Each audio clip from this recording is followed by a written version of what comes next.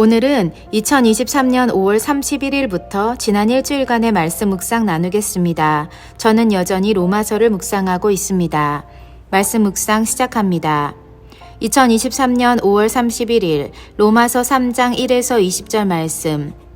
그리스도인이 말조심을 해야 한다는 말씀은 성경 곳곳에 나와 있다.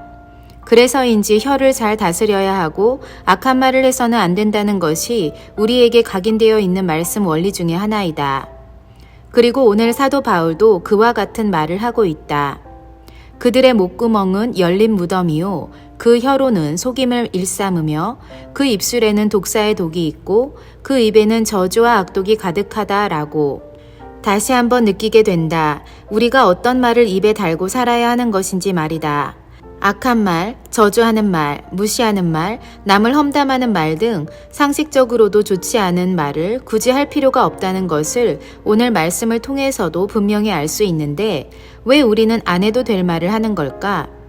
왠지 참으면, 즉 말하지 않고 참으면 속병나고 스트레스를 받을까봐? 남들도 다 하는데 나라고 못할 게 뭐가 있나 싶어서? 너무 착하게만 살면 바보 같아 보이고 세상에서 이용당하게 될까봐? 그 이유를 생각해 보니 하나 발견하게 된 사실이 있다. 우리가 입술을 다스리고 통제하려고 생각하고 결심하고 노력하는 것은 하나님의 명령과 말씀에 우선순위를 두기 때문에 우리가 의지적으로 노력하고 습관을 바꾸려고 하는 것이지만 굳이 참지 않고 생각하고 느끼는 대로 툭툭 말을 내뱉는 것은 내 의지와 생각이 더 큰 우선순위를 차지한다는 사실을 발견하게 된 것이다. 결국 내 마음의 자리에 누가 앉아 있느냐에 따라 우리의 말의 습관도 달라진다는 것을 알 수 있다. 하나님이 내 삶의 주인이심을 고백함에도 불구하고 크고 작은 입술의 말실수와 상처 주는 말, 누군가의 영혼을 죽이는 것과 같은 말을 하는 실수를 범할 때도 있지만 그 실수와 빈도를 줄여나가는 것이 우리 그리스도인에게 필요한 것임을 깨닫는다. 아울러 내 마음속에 담겨져 있던 이유들, 즉 속상하고 억울해서 안 하면 안 될 것 같은 마음에서 말하게 되는 그 이유들을 더욱 자세히 들여다볼 수 있는 시간이 되는 것 같아서 감사하다. 2023년 6월 1일 로마서 3장 21에서 31절 말씀. 우리가 예수님을 믿는다고 해서 우리가 지었던 과거의 모든 죄가 사라지는 것이 아니라는 사실을 다시 생각해 보게 된다.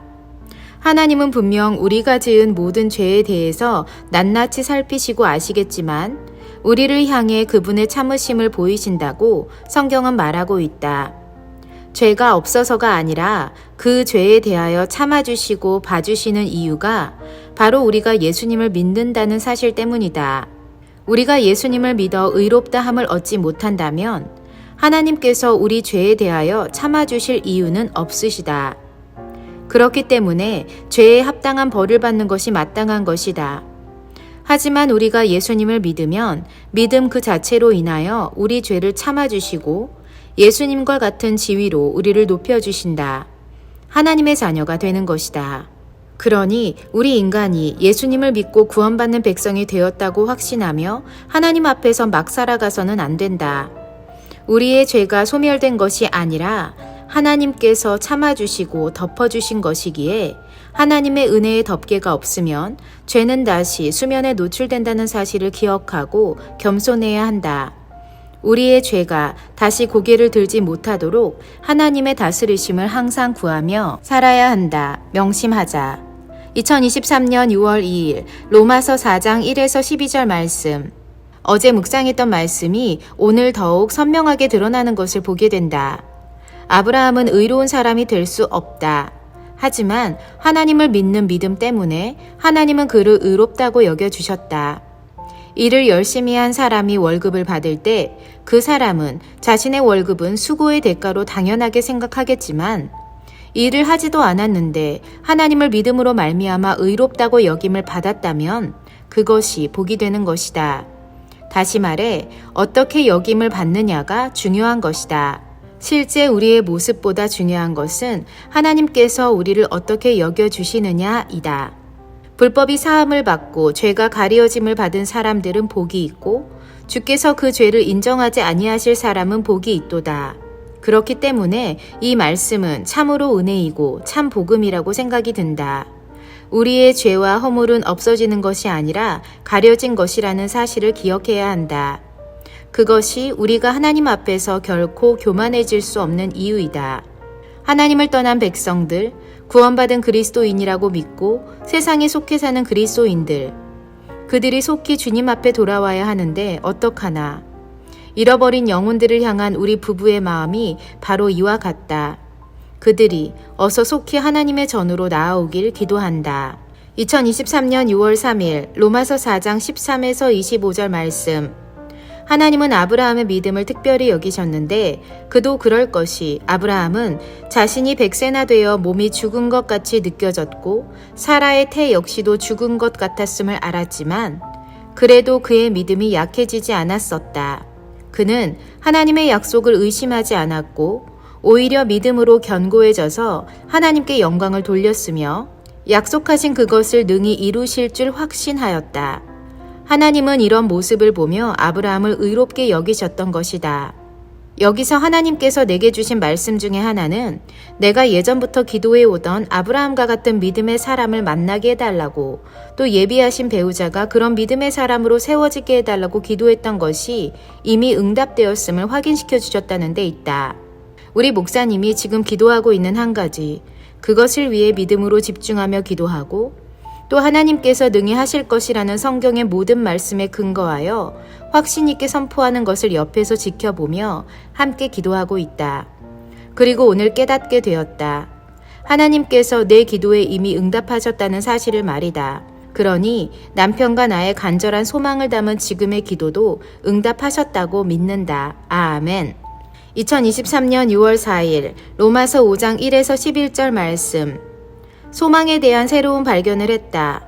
소망은 우리를 실망시키지 않는다는 사실이다. 성경에 그렇게 써있기 때문에 소망은 하나님께서 그분의 사랑을 성령을 통해 부어주시는 것이며 우리를 실망시키지 않는다고 한다.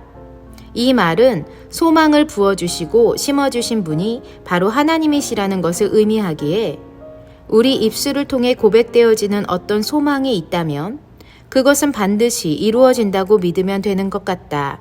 내게 주신 루디아의 집을 향한 소망은 하나님께서 주신 것이니 그 일을 실망시키지 않고 이루실 하나님을 또한 기대하자. 할렐루야. 2023년 6월 5일 로마서 5장 12에서 21절 말씀. 오늘 말씀에서는 한 사람이 가지는 힘의 능력과 의미를 배우게 해주시는 것 같다. 이른바 한 사람 원리.